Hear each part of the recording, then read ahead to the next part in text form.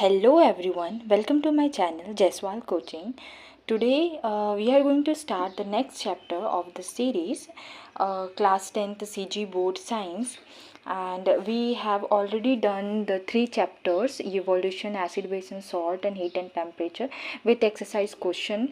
And now I am going to skip this 2 chapters because these are not that important, and I am definitely going to cover in the last, but first we should cover the important chapter, right? So I am going to start today with the next chapter, which is known as electric current and circuit. Okay, let's start without wasting time. Okay, let's start the chapter number 6, electric current and circuit.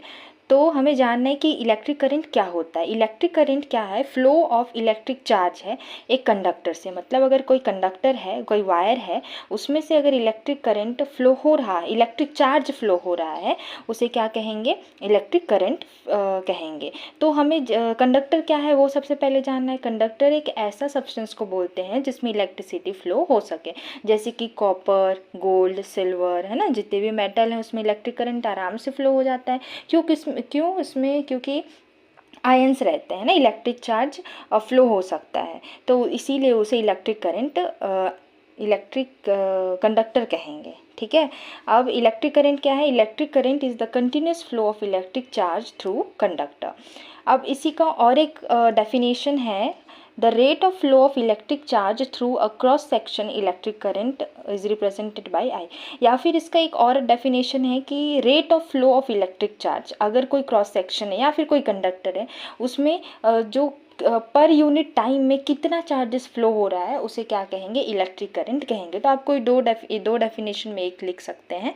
और electric current को आई से represent करते हैं। इसका mathematical formula है I is equal to Q upon T. तो Q क्या है? नेट चार्ज है, और टी क्या है? टाइम। मतलब इसे क्या समझ में आ रहा है कि जो चार्ज है वो फ्लो हो रहा है पर यूनिट टाइम, उसे क्या कहेंगे? इलेक्ट्रिक करंट कहेंगे। इलेक्ट्रिक करंट का SI unit is very important because it's asked in the question in the paper, so that's why the SI unit is very important, है ना। तो SI यूनिट जो है इलेक्ट्रिक करंट का क्या होता है? एम्पियर होता है। ये साइंटिस्ट के नाम पे रखा गया है। अगर हम लोग इसको थोड़ा और डिटेल में देखें तो एम्पियर इज इक्वल टू क्या होगा? कूलम अपॉन सेकेंड होगा, क्योंकि क्यू का क्या होता है? कूलम होता है ना। ऐसा यूनिट क्या होता है? चार्ज का कूलम होता है, और जो टाइम है उसका क्या होता है? सेकेंड होता है। तो क्या होगा इसका एम्पियर का? Coulomb upon second.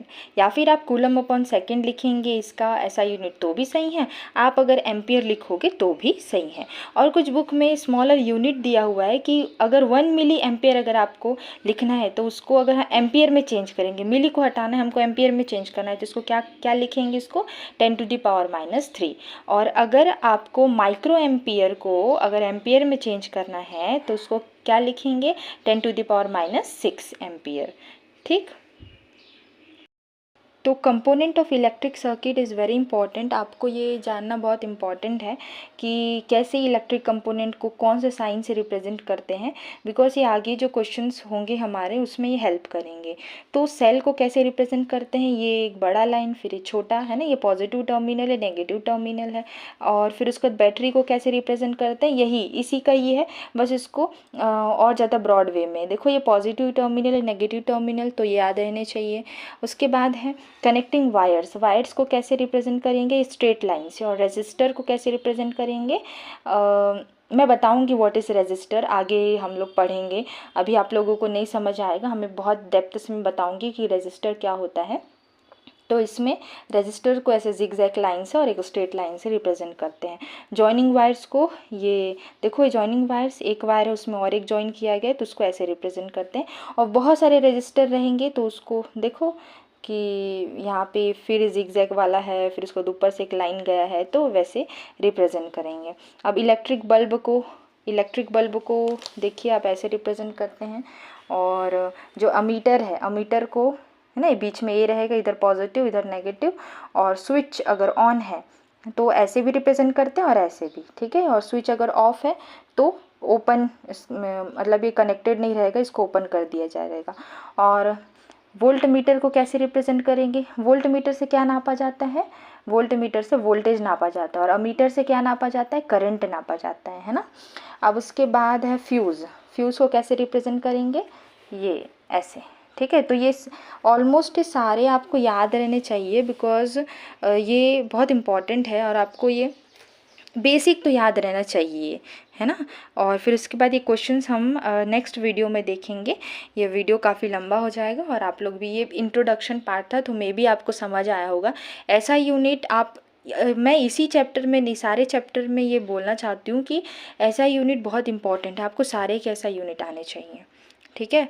अब नेक्स्ट जो टॉपिक है वो हम नेक्स्ट वीडियो में देखेंगे।